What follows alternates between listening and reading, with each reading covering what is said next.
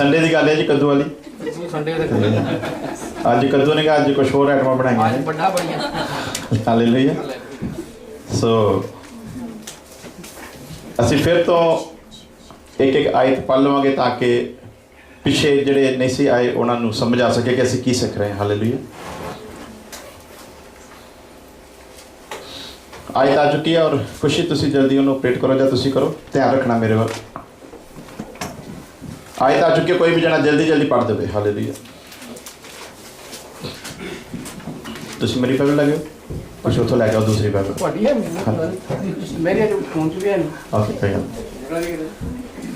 जिन्हों के कोल बाइबल नहीं आ गई, हिंदी पंजाबी की बाइबल लेना चाहते हो, उत्थे बहुत सारियां पईयां, तुसी लै सकते हो। हालेलुया। और जे घर भी लियाना चाहो तो भी ले जा सकते हो फ्री दे विच। हालेलुया। पढ़ांगे असी और जल्दी जल्दी विचार करांगे। हालेलुया। अथवा ओ निरापुरा साडे ही लही आखदा है। हालेलुया। निसंग साडे लिए लिखा गया सी, क्योंकि चाहिदा है कि जेड़ा वाही करदा है वो आशा नाल वाही करे ते जेड़ा गाउंदा है वो हिस्सा लैण दी आस नाल गाए। हालेलुया। जेड़ा वादा है वो हिस्सा लैण दी आस दे नाल वाहे। हालेलुया। और अगली आयत पढ़ देवांगे जल्दी जल्दी। अते मैं सब कुछ अंजील दे निमित्त करदा हां, भई मैं होरनां नाल रल के उस विच सांझी हो जावां। जो कुछ करदा हां कादे लई करदा हां? अंजील दे लई। अंजील दे लई करदा हां और इसलिए करदा हां भी मैं बाकियां दे नाल रल के तो कल्ला ही सारे नाल। हालेलुया। पर अज दौड़ के हो जी लगी हुई है इंसाना दी। तो खुदा क्या चाहता है कि हम मिलकर, हालेलुया, अकेले अकेले पतरस की तरह नहीं बल्कि मिलकर। हालेलुया। पतरस ने जहाँ जहाँ अकेले चाहा करना वहीं वहीं पर नुकसान उठाया। और जब यीशु मसीह चला गया इस जहान को छोड़कर और पतरस से कहा था कि तू पत्थर है और तुझ पर मैं अपनी कलीसिया बनाऊंगा, तब वो पतरस जिसको खुदा ने कहा था कि मैं तुझ पर अपनी कलीसिया बनाऊंगा, उसी पतरस ने जब पहला प्रचार शुरू किया तो लिखा कि वह बाकी सभी शागिर्दों के साथ खड़ा हुआ। हालेलुया। तो खुदा चाहता है कि हम जब भी खड़े हों दूसरों को साथ लेकर खड़े हों। इसका रेफरेंस हम और देखते हैं कि जब शागिर्दों ने जाल यीशु के कहने पर डाला तो लिखा कि इतना भर गया कि वह उसे खींच ना सके। हालेलुया।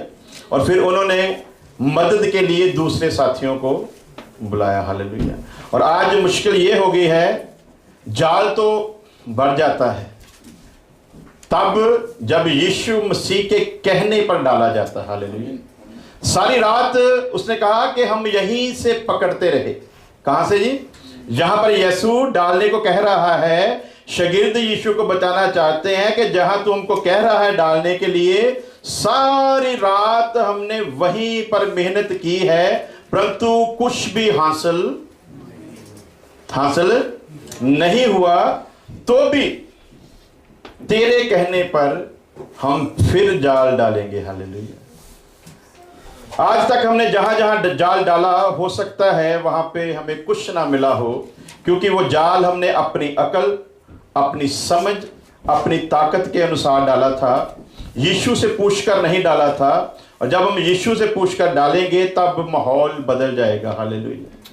मैं वहां से पैदा कर लेता हूं जहां पर बोया। हालेलुया। मैं वहां पर काट लेता हूं, यहां कुछ बोया ही नहीं गया, वहां से हासिल कर लेता हूं। इसलिए खुदा के कहने पर जब उन्होंने डाला तो लिखा कि जाल इतना भर गया कि टूटने पर था। Praise the Lord. और आज हालात ऐसे हो गए हैं कि जाल टूटता है तो टूट जाए, मछलियां दोबारा सागर में जाती हैं तो चली जाएं, परंतु मदद के लिए किसी को बुलाएंगे, मदद के लिए नहीं बुलाएंगे। इसलिए कलीसिया का बदन जिसके ऊपर हम गौर कर रहे हैं कि कलीसिया का बदन कैसा होना चाहिए, वो उस ढंग का इसीलिए नहीं बन रहा क्योंकि जैसा खुदा चाहता है हम वैसा कर नहीं रहे। जाल भर गया तो उन्होंने जल्दी की और समझदारी से काम लिया और अपने साथियों को उन्होंने जल्दी जल्दी बुला लिया, और जब साथी आ गए तो उन्होंने खींच लिया और फिर वो भर गई किश्ती पूरी की पूरी, और जो अच्छी अच्छी थी उन्होंने उसमें से निकाली और आपस में क्या किया? हालेलुया। एक ही ले गया जी, आपस में बांट ली। हालेलुया। तो आज आपस में बांटने का जो मौसम है वो जा चुका है। अभी तो ये है कि जाल टूटे, जो भी मर्जी हो जाए, अगर वो मेरे हिस्से में आएंगी तो मैं कोशिश करूंगा, अगर मेरे हिस्से में आएंगी तो मैं मेहनत करूंगा, अगर मुझको कोई फायदा नहीं होने वाला तो फिर मैं बिल्कुल भी मेहनत नहीं करूंगा। फिर नाश होती हैं तो हो जाए, बर्बाद होती हैं तो हो जाए, मुझे इन बातों से कुछ भी लेना देना नहीं है। हालेलुया। और मैं चाहूंगा कि वही तस्वीर निकालें जहां से हमने शुरू किया था, ताकि जो लोग बीच में नहीं आ सके वो समझ जाएं कि हमने पिछले वेडनेसडे को क्या सीखा था। Hallelujah, praise the Lord.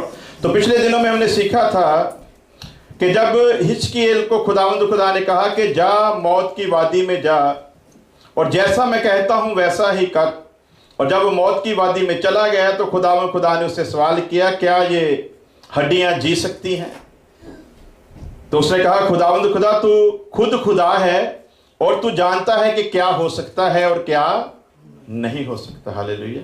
उसने ये भी नहीं कहा कि नहीं हो सकता, और उसने ये भी नहीं कहा कि हो सकता है। उसने ये कहा तू खुदा है, तू जानता है, यदि तू बात कर रहा है तो तेरी बात में कुछ ना कुछ भेद तो जरूर होगा। तो खुदावंद खुदा ने फिर कहा कि इन हड्डियों के ऊपर वचन बोल, इन हड्डियों के ऊपर तू कह दे इनको कि ऐ हड्डियों, खुदावंद खुदा की ये मंशा है। हालेलुया। खुदावंद खुदा ये चाहता है, और जैसा कहा गया वैसा ही उसने कहा। आज खुदावंद खुदा जैसा कहता है वैसा हम कहते नहीं हैं। हालेलुया। आज हम कह देते हैं कि पाकरू बोल रहा है, लेकिन हमको भी पता होता है, और जो पाकरू पाए हुए लोग हैं वो भी जान जाते हैं कि बोला कहां से जा रहा है। हालेलुया। इसलिए लिखा है कि नबियों की जो आत्में हैं, नबियों की जो रूह है उनके वश में है। लेकिन आज कभी कभी एक्साइटेड हो लोग हो जाते हैं, तो फिर एक्साइटेड होकर अपनी ओर से बहुत कुछ बोल देते हैं। तो हमने पिछले दिनों में सीखा था कि आज माहौल ये है कि इंसान को सबसे पहली जो तालीम देने वाली है, हर कलीसिया में ये तालीम देने की जरूरत है कि सबसे पहले हम लोगों ने हिस्सेदारी कहां पर रखनी है। हालेलुया। जितनी देर हिस्सेदारी का पता नहीं चलता कहां पर रखनी है, उतनी देर वो रिश्ता कायम नहीं रह सकता, और कहीं कब किसी भी सूरत पर वो अपने मुकाम तक नहीं पहुंच सकता, जब तक हमको ये पता ही नहीं कि हमने हिस्सेदारी जो रखनी है वो कहां पर रखनी है, किस तरीके से रखनी है, और खुदावंद खुदा किस तरीके की हिस्सेदारी चाहता है। और पिछले दिनों में हमने सीखा था कि आज जो हो रहा है, खुदावंद खुदा ने जितने हुक्म दिए हैं वो हमें करने हैं। और जैसा व्यवस्था साहब में हम पढ़ते हैं 29 अध्याय उसके 29 वर्ष में कि गुप्त बातें, सीक्रेट बातें जो है वो हमारे खुदावंद खुदा की हैं, लेकिन जो पेश की गई, जो प्रकट की गई, वो हमारे लिए और हमारी संतान के लिए है। हालेलुया। इसका मतलब जो सीक्रेट है वो खुदा के लिए है, और जो प्रकट कर दी गई वो हमारे और हमारी औलाद के लिए है। और इसलिए है कि हम अपनी आने वाले वंश तक खुदावंद खुदा की वो बातें पहुंचाते रहें। हालेलुया। तो यदि नहीं पहुंचाते तब भी गुनहगार हैं, क्योंकि लिखा कि रखवाले का ये फर्ज है कि जब वो आकाश में तलवार को आती देखे, और उसका फर्ज है कि वो लोगों को सावधान करे, और यदि वो सावधान नहीं करता तो लिखा कि वो तो अपने पाप में नाश होंगे। परंतु जिसको पता था और उसने वार्न नहीं किया, मैं उनकी जान का बदला उससे लूंगा जिसको पता था कि वो तलवार क्या कर सकती है। और फिर आगे क्या लिखा, यदि वो तलवार को आता देखे और सावधान कर दे, इसके बावजूद भी यदि सुनने वाले उस पर अमल ना करें, तो लिखा है कि वो अपने गुनाहों में मरेंगे, वो अपने पाप में मरेंगे, परंतु तू बच जाएगा। हालेलुया।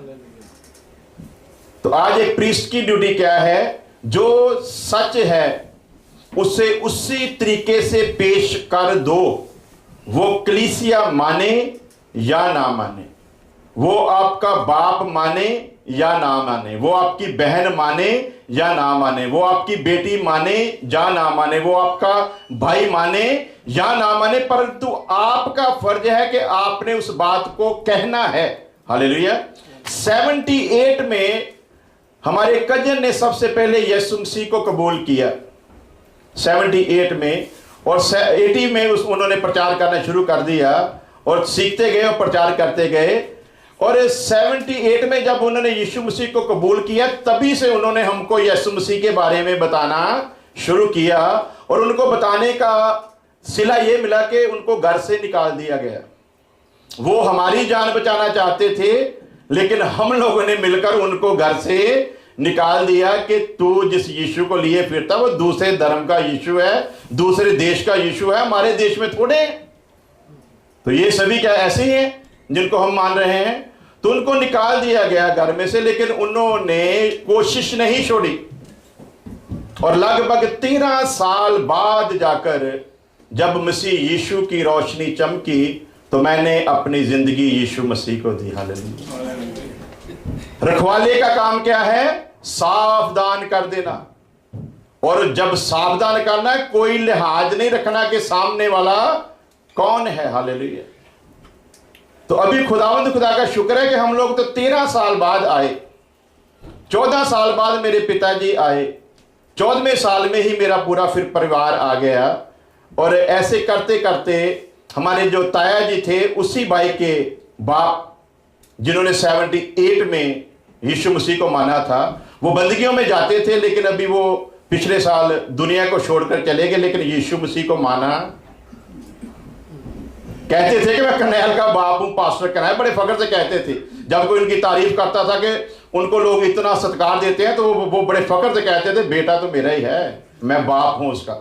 बंदगियों में भी जाते थे, लेकिन कबूल नहीं किया, और ऐसे ही जहान को छोड़कर चले गए। लेकिन अभी जो सबसे बड़ा मौजूदा हुआ वो ये हुआ कि हमारा एक भाई था, छोटे ताया जी का बेटा, डॉक्टर था, उसका नाम हरबंस गिल है।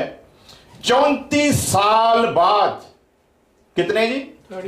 34 ईयर बाद वो भाई भी अभी यीशु मसीह में आ गया है। हालेलुया। तो पिछले दिनों में हमने सीखा था, हर चीज का एक वक्त है, ना एक पल पहले ना एक पल। लेकिन आपकी जिम्मेवारी क्या है? तलवार नजर आ रही है, उसे बोल दे। हालेलुया। यदि तू नहीं बोलता तो तू बख्शा नहीं जाएगा। सीक्रेट बातें खुदावंद खुदा की हैं, जो प्रकट की गई वो हमारी और हमारी संतान के लिए है। लेकिन अब जो दुनिया में प्रॉब्लम खड़ी हो गई है वो ये है, जो प्रकट की गई है उन पर हम चलने के लिए तैयार नहीं। Praise the Lord. खुदावंद खुदा ने कहा प्यार करो, हम प्यार करने के लिए तैयार। उसने कहा माफ करो, हम माफ करने के लिए तैयार। उसने कहा चुगली मत करो, हम इसको छोड़ने के लिए उसने कहा दूसरे का हक मत रखो। यानी कि जो जो हुक्म उसने दिए हैं उनको हम पूरा करने के लिए बिल्कुल भी तैयार, उनको हम सुनने के लिए भी पूरी तरह तैयार नहीं है। अभी वैसे ही हम बात करें कि कुछ लोग पुराने नेम के हिसाब से चलते हैं, पुरानी शरा के हिसाब से चलते हैं, मूसा की शरा को भी बीच में ले लेते हैं, जबकि नए सिरे से पैदा हुए आदमी के लिए शरा एक श्राप है। क्या है जी? नए सिरे से पैदा हुए आदमी के लिए शरा एक श्राप है, एक लानत है, एक कर्स है। और आज बहुत सारे चर्चों में वो मूसा की ही शरा को पहल के आधार पर रखते हैं। और यीशु मसीह के बारे में लिखा कि जब वो सलीब पर लटकाया गया तो शरा को उसने अपने जिस्म पर कीलों के साथ ठोक दिया। अब हम शरा से नहीं बल्कि मसीह यीशु के फजल से जिंदा है। हालेलुया। और लिखा है शरा पाप की पहचान करवाती थी, माफ नहीं करती थी। तो अब जो शरह में चल रहे हैं, इसका मतलब वो पाप की पहचान में चले, उनको शरह बता रही कि तू पापी है। और फिर लिखा कि जो कुर्बानियां वो देते थे वो कुछ समय के लिए उनको संतोष मिल जाता था, उनको सुकून मिल जाता था, उनको शांति मिल जाती थी, उनको पीस मिल जाता था, लेकिन वो उनके कॉन्शियंस, उनके जमीर को शुद्ध करने के लिए किसी भी काम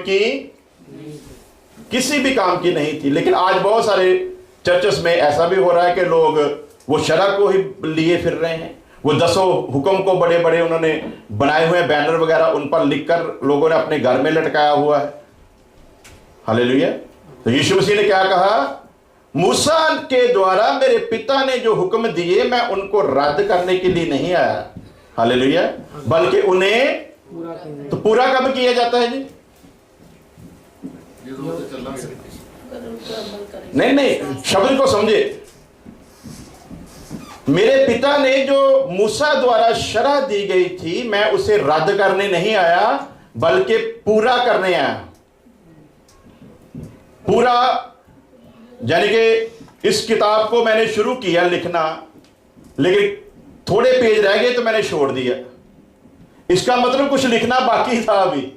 हालेलुया। सिस्टर समझ रहे आप? कुछ बाकी था जो पिता ने मूसा के द्वारा नहीं लिखवाया। गुप्त बातें तो यहोवा हमारे परमेश्वर की सीक्रेट थिंग जो है वो खुदा की है, परंतु जो पेश कर दी गई, जो प्रकट कर दी गई, जो जाहिर कर दी गई, जो प्रकाश में लाई गई, वो हमारे और हमारी संतान के लिए है, ताकि हम उस पर चलें।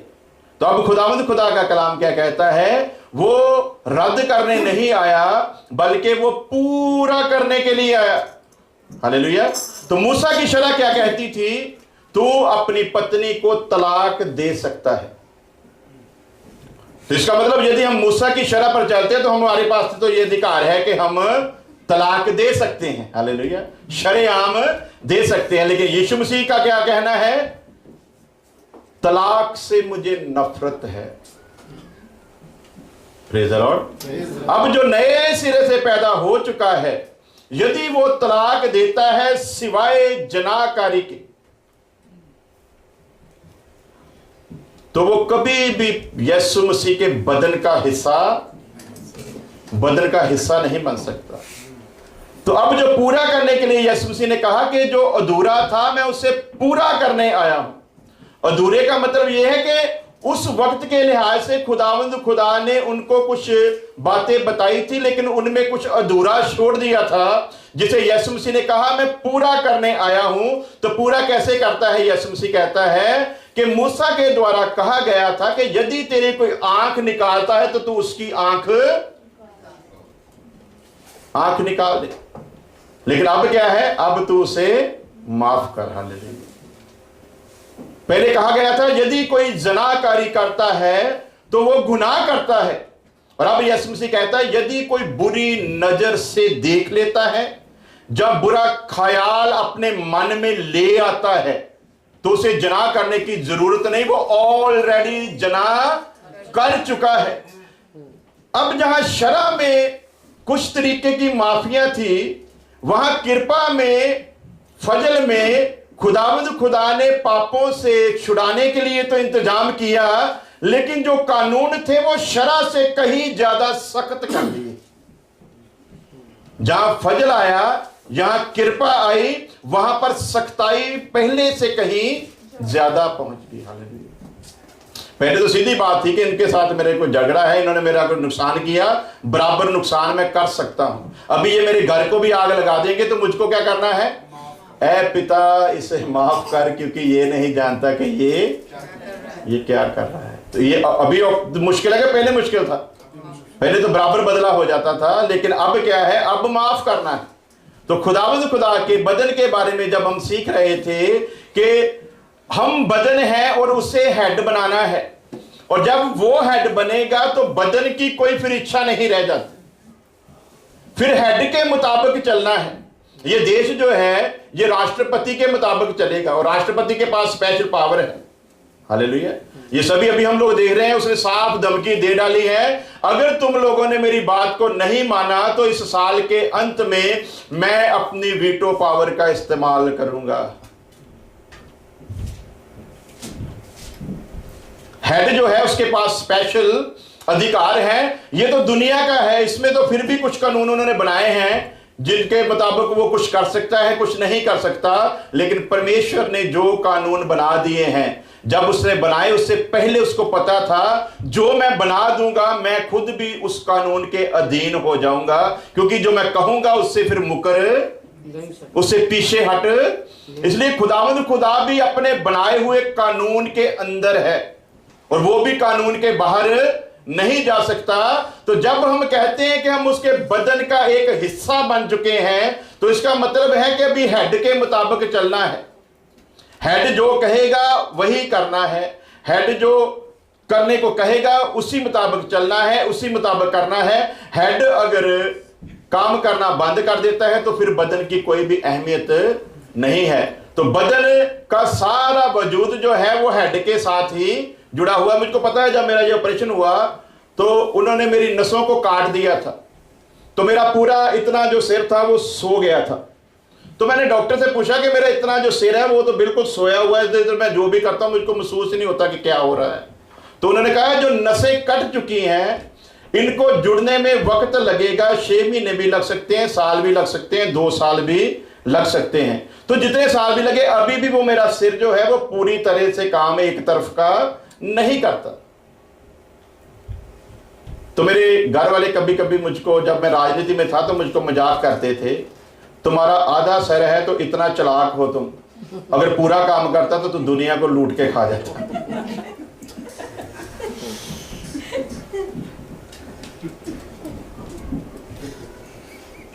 हालेलुया। लेकिन यीशु मसीह आधा सिर नहीं है, वो कितना है? वो पूरे का पूरा है और पूरी बॉडी को कंट्रोल करेगा वो। तो पिछले दिनों में सीखा था कि बदन को जितनी मर्जी चोट लग जाए आप फिर भी अपनी होशो हवास में रहते हो, लेकिन जब सिर पर चोट लगती है तो फिर बदन का कोई भी सीन नहीं रह जाता। अब हम बदन तो बन गए हैं, लेकिन यीशु को हेड बनने के लिए हमने निमंत्रण नहीं दिया, उसको वेलकम नहीं किया कि तू आ और इस बदन का हेड बन जा। हालेलुया। तो और एक बात सीखी थी कि हड्डियां जो है, जब उन्होंने हुक्म सुना तो हर एक हड्डी जो थी वो अपनी अपनी हड्डी के साथ जुड़ना शुरू हो गई, लेकिन हमको भी पता ही नहीं है कि हमारी हड्डी है कहां।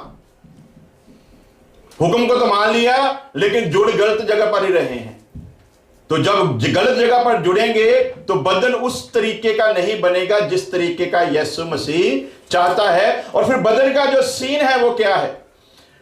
हाथ अपनी जगह पर काम करता है, हाथ का अपनी जगह पर वजूद है। अब वही हाथ जो है, अगर आपका मुंह गंदा होता है तो मुंह गंदे को हाथ साफ करके खुश होता है कि नहीं? हाँ जी, सुबह सुबह उठते हैं, आंखें गंदी होती हैं तो हम लोग जाते हैं अपने मुंह को हाथों के साथ धोते हैं, वॉश करते हैं और तब शक्ल ही बदल जाती है। हालेलुया। किसी ने कहा किसी की सच्ची खूबसूरती देखनी हो ना तो जब वो सोकर उठता है तब देखो। बाद में तो बड़ा कुछ हो जाता है, लेकिन सही जो खूबसूरती है वो जब आदमी उठता है ना तब पता जाता है उसकी शक्ल जो है, वो रियल शक्ल जो है वो क्या है। तो उस रियल शक्ल को फिर हम लोग आर्टिफिशियल में लाते हैं, तो हम लोग उसको धोते हैं। तो हाथ जो है मुंह को धोकर खुश होता है, हाथ पैरों में जुराब पहनाकर खुश होता है, हाथ जब काम करता तो खुश होता है। लेकिन अब हम कहते हैं कि हम मसीह का बदन बन चुके हैं। तो जब मसीह का बदन बन चुके हैं तो फिर ये गिले शिकवे कहां से पैदा होते हैं? फिर हाथ जो है वो पैर के साथ क्यों दुश्मनी रख रहा है? हालेलुया। तो ये दुश्मनी उसी वक्त होगी जब बराबर जहां पर जुड़ना चाहिए था वहां पर जुड़े नहीं हैं। जिस जगह पर हिस्सेदारी चाहिए थी वहां पर हिस्सा अभी बना नहीं है। तो पिछले दिनों में हमने सीखा था कि जो हिस्सा है वो क्या है? खुदावंद खुदा का सबसे जो जबरदस्त हुक्म यीशु मसीह ने दिया था वो ये था कि मेरी यादगारी के लिए ये किया करो। हालेलुया। Praise the Lord. क्या करना है मेरी यादगारी के लिए? ये किया करो। स्पेशल हुक्म दिया कि जाओ, तुम लोग जाओ, एक जगह पर तुम जाओगे, वहां पर एक घर में जाओगे, वहां पर जो घर का मालिक है वो तुम्हें एकदम एक तैयार कमरा दिखाएगा। उस घर के मालिक को कहना कि प्रभु के ठहरने की जगह कहां है, जहां उसने अपने शागिर्दों के साथ भोजन करना है। इसका मतलब ये कोई आम नहीं थी, ये एक स्पेशल यीशु मसीह के इस जहान में आने का एक स्पेशल एक वो सीन था उसके पूरे 3.5 साल की सेवकाई में। एक खास कि पकड़ाए जाने से पहले उसने अपने पकड़ाए जाने का सारा जो काम था वो उनको बताना था। तो वो इस दृष्टांत के मुताबिक वो शागिर्दों के साथ उसको शेयर करता है। हालेलुया। तो पिछले दिनों में सीखा था कि उस वक्त यहूदियों की यदि शरह पर आप जाएं तो यहूदियों के आज भी रहने सहने के ऊपर आप गौर करें। और यहूदियों में यदि, क्योंकि विलियम साहब तो रहकर आए हैं, तो यहूदियों का जो रहना सहना है वो उस वक्त भी वैसा ही था, आज भी,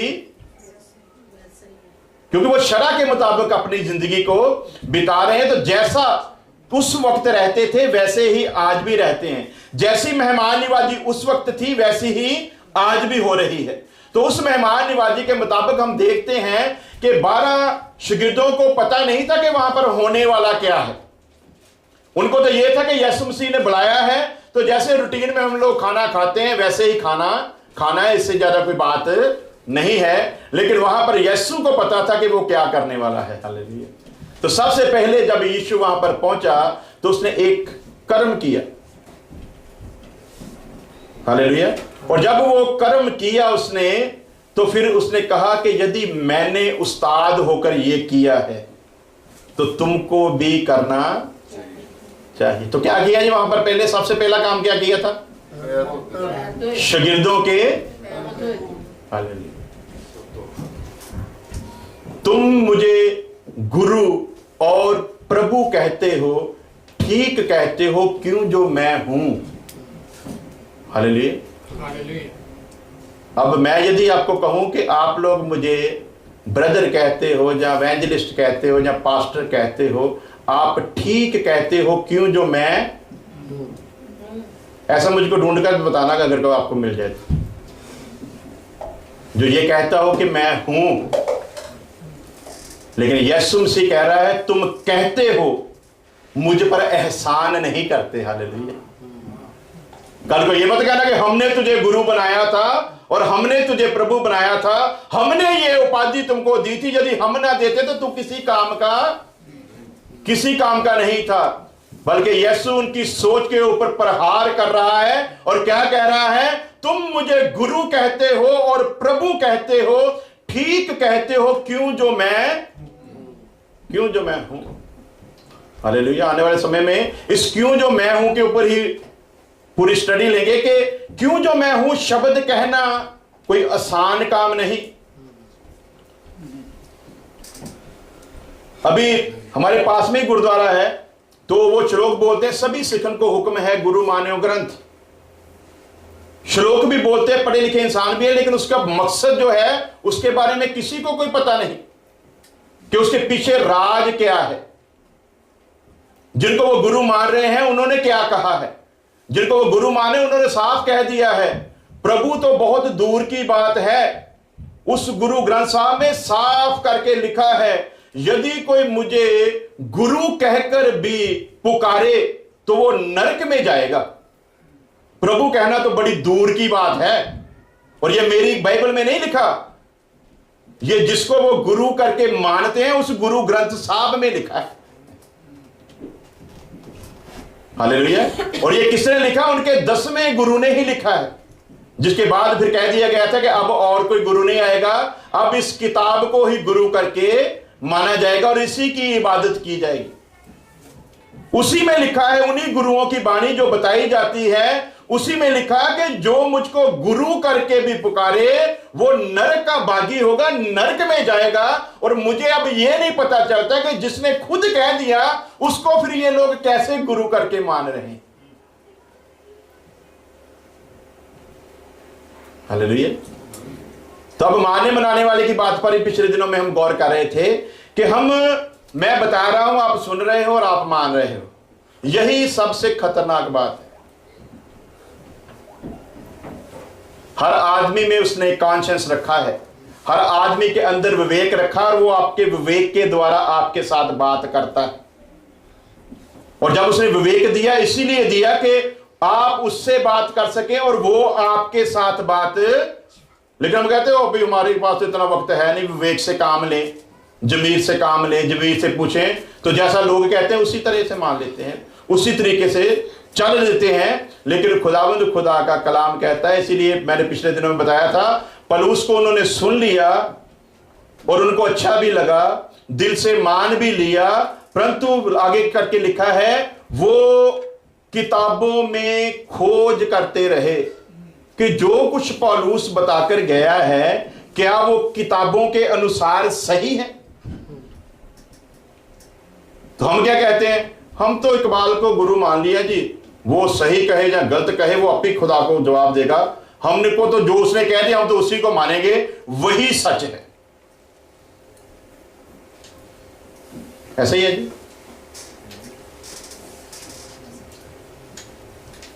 क्यों जी भाई अपने असन जी, तलीम तो यही है ना। तो अब हम कहते हैं कि हम पाक रूप आए हुए हैं। कुछ लोग गैर जुबान बोलकर बताते हैं कि वो समझते हैं कि हमको पाक रूप मिला है। कुछ लोग ईमान के साथ, क्योंकि लिखा है कि जितनी देर तक पाक रूह ना आए इंसान कभी भी तौबा करने के लिए तैयार नहीं होता। पाक रूह जब कलाम का बीज लेकर आता है तभी इंसान तौबा के लिए तैयार होता है, वो बपतिस्मा लेता है। हालेलुया।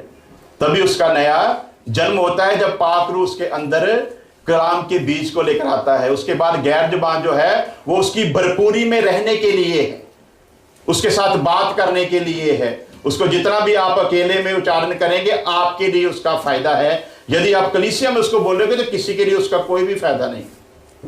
हाँ, उसका फायदा होगा यदि उसी कलीसिया में उसका कोई ट्रांसलेशन करने वाला हो, उसका बताने वाला हो कि वो जो गैर जुबान में बोल रहा है वो क्या बोल रहा है। यदि कोई बताने वाला हो तो कलीसिया के लिए वो बहुत बड़ी बरकत का कारण होगा। लेकिन उस बरकत को आज तक किसी ने नहीं मांगा कि खुदावंद खुदा तो हमारी कलीसिया में किसी ऐसे इंसान को पैदा करे जो मैं गैर जुबान बोलूं तो कोई ऐसा हो जो उसका तर्जमा करे, उसकी ट्रांसलेशन करके बताए ताकि कलीसिया को फायदा हो। हम उस गैर जुबान को सिर्फ लोगों को बताने के लिए कि मुझको पाक रूह मिला हुआ है, हम सिर्फ उसको इसी तरीके से इस्तेमाल करते हैं, इससे ज्यादा कोई काम लेते नहीं है। तो संडे की जो हमने शुरू की है वो यही है, पाक रूह का काम क्या है और वो किस तरीके से काम करता है।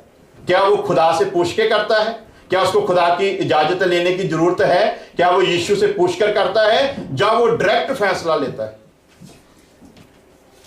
हालेलुया।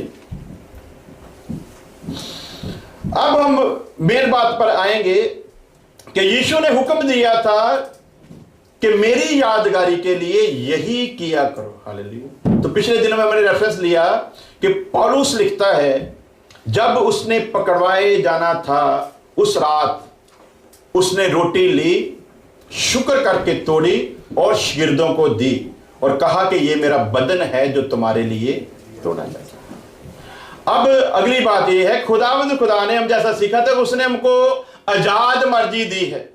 तो जब आजाद मर्जी में खुदा ने कभी दखल अंदाजी नहीं की तो मैं कौन होता हूं। हालेलुया। तलवार को आते देख तुझे बताना है, कोई माने या ना माने ये उसके ऊपर डिपेंड है। हालेलुया। किसी को वो अच्छा लगे या ना लगे, कोई उस पर चले या ना चले, ये उसकी मर्जी है, लेकिन तूने बता देना है। तो अब किसी के ऊपर बंदिश नहीं है कि जो मैं कह रहा हूं आप वैसा ही करो। हालेलुया। लेकिन सच क्या है, अपने विवेक से काम लीजिए। जो गलत तलीम अगर सुन ली है तो उसके मुताबिक यदि कुछ जीवन बिता दिया है तो उस बंधन से आजाद हो, क्योंकि लिखा कि पाक रूह इसीलिए भेजा गया कि वो हर एक बंधन से आपको आजाद करवाए। हालेलुया। तो यदि पाक रूह मिल गया है तो आप अभी भी बंधन में हैं, तो इसका मतलब फिर पाक रूह मिला नहीं है, क्योंकि जब पाक रूह आता है तो सभी बंधन टूट जाते हैं। हालेलुया। किसी बंधन में इंसान नहीं रहता, इसलिए कहता है गधे के बच्चे को खोल लाओ और मेरे पास लेकर आओ। हालेलुया। यदि कोई पूछे कि क्यों खोल रहे हो, तो कहना कि प्रभु को इसकी जरूरत है।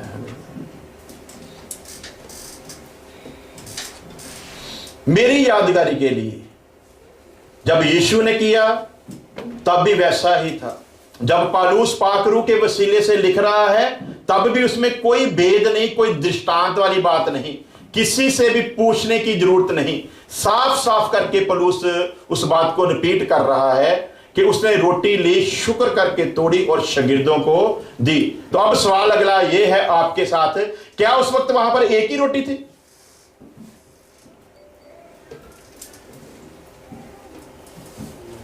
रोटियां तो झाड़ियां लेके आए। हाँ जी, रोटियां बहुत थी। तो फिर यीशु ये भी कह सकता था कि आपके पास अपनी अपनी रोटी है,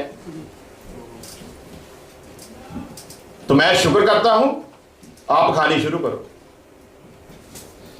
ऐसा हो सकता था ना, लेकिन ऐसा क्यों नहीं हुआ? यीशु ने अपने बदन के लिए कहा। हालेलुया। यीशु ने अपने बदन के लिए कहना था, अपने मकसद को पेश करना था, अपने मकसद को बताना था। एक ही रोटी है, हालेलुया। एक ही नजात दहिंदा है, एक ही मुक्तिदाता है, एक ही है जो तुम्हारे लिए तोड़ा जाएगा, एक ही है जो तुम्हारे लिए काटा जाएगा, एक ही है जो तुम्हारे लिए कुर्बान होगा, एक ही का लहू तुम्हारे लिए बहाया जाएगा और वही लहू तुझे सारे गुनाहों से शुद्ध करेगा और तेरी सारी खताओं को माफ करेगा। एक ही है। लेकिन तालीम बिगड़ती गई, बिगड़ती गई, बिगड़ती गई और आहिस्ता आहिस्ता मॉडर्न जमाने में फिर उसने प्रवेश कर लिया और आहिस्ता आहिस्ता जातिवाद जिसको खत्म करने के लिए यीशु ने यह उपराला किया था, सबसे बड़ी बात उसमें यह थी कि एक ही रोटी लेकर उसका कई मीनिंग थे, सिर्फ एक ही मीनिंग नहीं था। दूसरा मीनिंग यह था कि सभी को उस रोटी में शरीक करना है। हालेलुया। तो अब अगला सवाल, 12 शागिर्दों में कोई ऐसा शागिर्द भी था जो यहूदियों में से ना लिया गया हो? हालेलुया। लेकिन हुक्म भी क्या मिल रहा है? तुम मेरी यादगारी में ऐसा ही करना। अब जहां करना था वहां पर यहूदी नहीं थे। हालेलुया। और जो लिख रहा है पौलुस, वो खुद तो इसी तबके से संबंध रखता, बिन्यामीन के गोद से है, लेकिन यहूदा का वो एक कर्जदार भी है। हालेलुया। क्योंकि यहूदा ने उसकी जमानत दी थी, इसीलिए उसको यहूदा का वो कर्ज जो था वो अदा करना था। पौलुस के विषय में जब हम विचार करते हैं, गहन विचार करते हैं, डीपली जाते हैं, क्यों उसने इतना दुख सहा, क्यों दर्द सहा, उसके ऊपर एक कर्जा था यहूदा का, जिसे उतारना बहुत जरूरी था। हालेलुया। इसलिए यीशु ने जब आया तो पहला ही सवाल किया, ऐ शाऊल तू मुझे क्यों सता रहा है?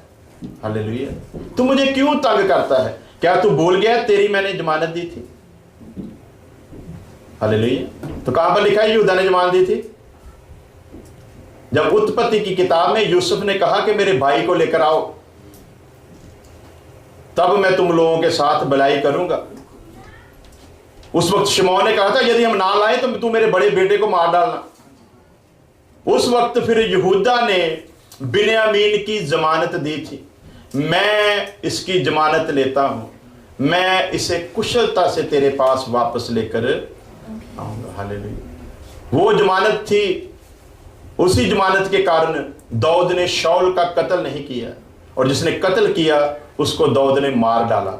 उसकी वजह यह थी क्योंकि दाऊद जो था वो यहूदा के गोद से था और दाऊद को पता था कि शाऊल जो है वो बिन्यामीन से है और बिन्यामीन की मैंने जमानत दी है। जमानत पर लाकर किसी का कत्ल नहीं किया जाता है, बल्कि उसके साथ भलाई की जाती है।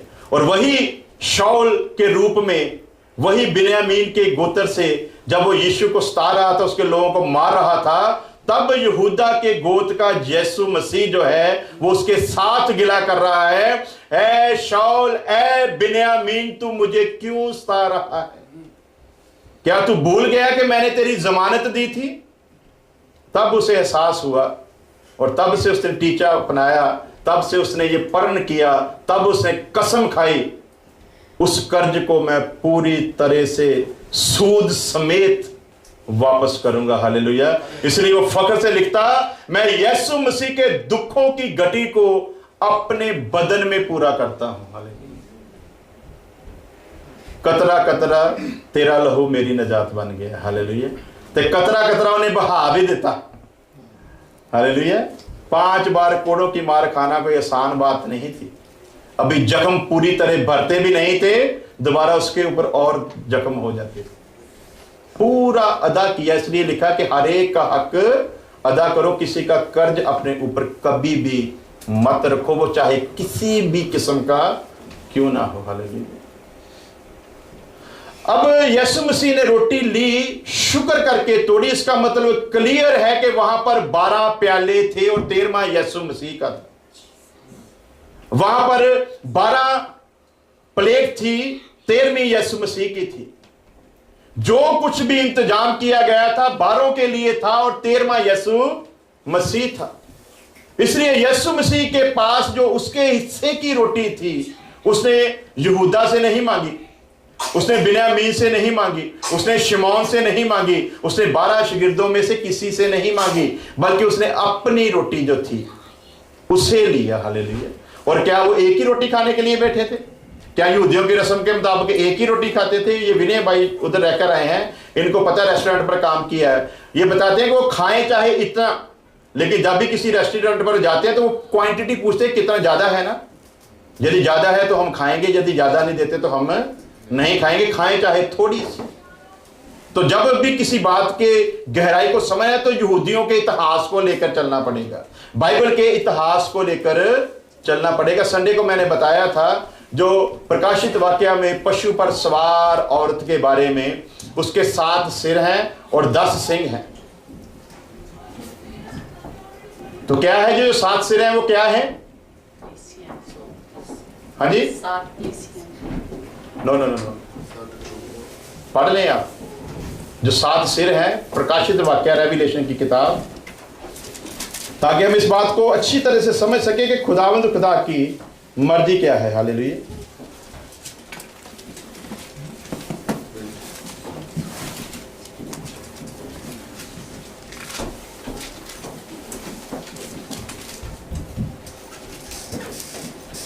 सारा अध्याय प्रकाशित वाक्य 17 अध्याय उसकी पहली आयत से पढ़ेंगे, जल्दी जल्दी पढ़ेंगे ताकि हम लोग समझ सके कि हिस्ट्री को साथ लेकर जब हम चलते हैं तब बाइबल के इस प्रकाशन की सही पहचान होती है। हालेलुया। और जब हिस्ट्री को लेकर चलते, हिस्ट्री जो है वो झूठ नहीं बोलती। हालेलुया। लिखत जो है वो झूठ कभी नहीं बोलती, लिखत लिखत ही होती है। हालेलुया। पढ़ेंगे। उन्हां 7 दूतां विचों जिन्हां कोल 7 कटोरे सन, एक ने आण के मेरे नाल गल कीती पई, उरे आ, मैं तेनू उस वड्डी कंजरी दी सजा विखावां जिहड़ी बहुतियां पाणियां उत्ते बैठी है। काहदे ते बैठी है जी?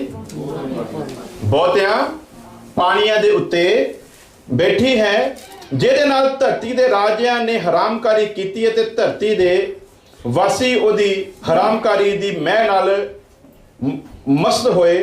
ਤਾਂ ਉਹ ਮੈਨੂੰ ਆਤਮਾ ਵਿੱਚ ਇੱਕ ਉਜਾੜ ਵੱਲ ਲੈ ਗਿਆ ਅਤੇ ਮੈਂ ਇੱਕ ਤੀਵੀਂ ਨੂੰ ਕਿਰਮਚੀ ਰੰਗ ਦੇ ਇੱਕ ਦਰਿੰਦੇ ਉੱਤੇ ਜਿਹੜਾ ਕੁਫਰ ਦੇ ਨਾਵਾਂ ਨਾਲ ਭਰਿਆ ਹੋਇਆ ਸੀ, ਜਿਹਦੇ 7 ਸਿਰ ਅਤੇ 10 ਸਿੰਘ ਸਨ, ਬੈਠੇ ਵੇਖਿਆ। ਅਤੇ ਉਸ ਤੀਵੀਂ ਨੇ ਬੈਂਗਨੀ ਅਤੇ ਕਿਰਮਚੀ ਪੁਸ਼ਾਕ ਪਹਿਨੀ ਹੋਈ ਸੀ ਅਤੇ ਉਹ ਸੋਨੇ ਮੋਤੀਆਂ ਜਵਾਹਰਾਤਾਂ ਨਾਲ ਸ਼ਿੰਗਾਰੀ ਹੋਈ ਸੀ। ਉਹਨੇ ਇੱਕ ਪਿਆਲਾ ਸੋਨੇ ਦਾ ਆਪਣੇ ਹੱਥ ਵਿੱਚ ਫੜਿਆ ਹੋਇਆ ਸੀ, ਜਿਹੜਾ ਘਿਣਾਉਣੀਆਂ ਵਸਤਾਂ ਅਤੇ ਉਹਦੀ ਹਰਾਮਕਾਰੀ ਦੀਆਂ ਭ੍ਰਿਸ਼ਟਤਾਈਆਂ ਨਾਲ ਭਰਿਆ ਹੋਇਆ ਸੀ ਅਤੇ ਉਹਦੇ ਮੱਥੇ ਉੱਤੇ ਇਹ ਭੇਤ ਵਾਲਾ ਨਾਮ ਲਿਖਿਆ ਹੋਇਆ ਸੀ, ਅਰਥਾਤ ਬਾਬੁਲ, ਉਹ ਵੱਡੀ ਨਗਰੀ, ਕੰਜਰੀਆਂ ਅਤੇ ਧਰਤੀ ਦੀਆਂ ਘਿਣਾਉਣੀਆਂ ਵਸਤਾਂ ਦੀ ਮਾਂ। ਹਾਲੇਲੂਇਆ। ਅਤੇ ਮੈਂ ਉਸ ਤੀਵੀ ਨੂੰ ਸੰਤਾਂ ਦੇ ਲਹੂ ਨਾਲ ਅਤੇ ਯਿਸੂ ਦੇ ਸ਼ਹੀਦਾਂ ਦੇ ਲਹੂ ਨਾਲ ਮਸਾ ਹੋਇਆ ਵੇਖਿਆ ਅਤੇ ਉਹਨੇ ਮੈਨੂੰ ਆਖਿਆ ਕਿ ਮੈਂ ਡਾਢਾ ਅਚਰਜ ਹੋ ਕੇ ਹੱਕਾ ਬੱਕਾ ਰਹਿ ਗਿਆ। ਅਤੇ ਦੂਤ ਨੇ ਮੈਨੂੰ ਆਖਿਆ ਭਈ ਤੂੰ ਹੱਕਾ ਬੱਕਾ ਕਾਹਨੂੰ ਹੈ? ਉਹ ਤੀਵੀ ਅਤੇ ਉਹ ਦਰਿੰਦਾ ਜਿਸ ਉੱਤੇ ਉਹ ਸਵਾਰ ਹੈ, ਜਿਹਦੇ 7 ਸਿਰ ਅਤੇ 10 ਸਿੰਘ ਹਨ, ਉਹਨਾਂ ਦਾ ਭੇਤ ਮੈਂ ਤੈਨੂੰ ਦੱਸਾਂਗਾ। ਹਾਲੇਲੂਇਆ। Praise the Lord. ਉਹਨਾਂ ਦਾ ਭੇਤ ਮੈਂ ਤੈਨੂੰ, ਜਦੋਂ ਪਹਿਲਾ ਦਰਸ਼ਨ ਉਹਨੂੰ ਦਿਖਾਇਆ ਗਿਆ, ਉਹ ਸਾਡੇ ਵਾਂਗੂ ਕਨਫਿਊਜ਼ਨ ਦੇ ਵਿੱਚ ਪੈ ਗਿਆ ਕਿ ਇਸ ਭੇਤ ਦਾ ਕਾਰਨ ਕੀ ਆ। ਕਹਿੰਦਾ ਪਰੇਸ਼ਾਨ ਨਾ ਹੋ, ਮੈਂ ਤੈਨੂੰ ਦੱਸਦਾ ਹਾਂ ਇਹ 7 ਸਿਰ ਕੀ ਆ, ਮੈਂ ਤੈਨੂੰ ਦੱਸਾਂਗਾ ਇਹ 10 ਜਿਹੜੇ ਸਿੰਘ ਉਹ ਕੀ ਆ। ਔਰ ਅੱਗੇ ਚੱਲਦੇ ਆ। ਉਹ ਦਰਿੰਦਾ ਜਿਹੜਾ ਮੈਂ ਤੈਂ ਵੇਖਿਆ ਹੈ ਸੀ ਅਤੇ ਨਹੀਂ ਹੈਗਾ, ਉਹਨੇ ਅਰਥਾਤ ਕੁੰਡ ਵਿੱਚੋਂ ਚੜ ਆਉਣਾ ਹੈ ਅਤੇ ਨਸ਼ਟ ਹੋ ਜਾਣਾ ਹੈ, ਤੇ ਧਰਤੀ ਦੇ ਵਾਸੀਆਂ ਜਿਹਦਾ ਨਾਮ ਜਗਤ ਦੇ ਮੁੱਢੋਂ ਜੀਵਨ ਦੀ ਪੋਥੀ ਵਿੱਚ ਨਹੀਂ ਲਿਖਿਆ ਗਿਆ, ਉਹ ਦਰਿੰਦੇ ਨੂੰ ਵੇਖ ਕੇ ਪਈ ਉਹ ਹੈਸੀਅਤ ਨਹੀਂ ਹੈਗਾ ਆਉਂਦਾ ਹੈ ਅਤੇ ਅਚਰਜ ਹੋਣਗੇ। ਸਮਝਦਾਰ ਬੁੱਧ ਦਾ ਮੌਕਾ ਇੱਥੇ ਹੀ ਹੈ। ਇਹ 7 ਸਿਰ 7 ਪਹਾੜ ਹਨ। ਕੀ ਨੇ ਜੀ? 7 ਸਿਰ ਕੀ ਨੇ? 7 पहाड़। जब यूहन्ना ने इस दर्शन को देखा लगभग 2000 साल पहले, और जिस 7 पहाड़ों के इस शहर का जिक्र आया, उस वक्त ये शहर बना नहीं था। हालेलुया।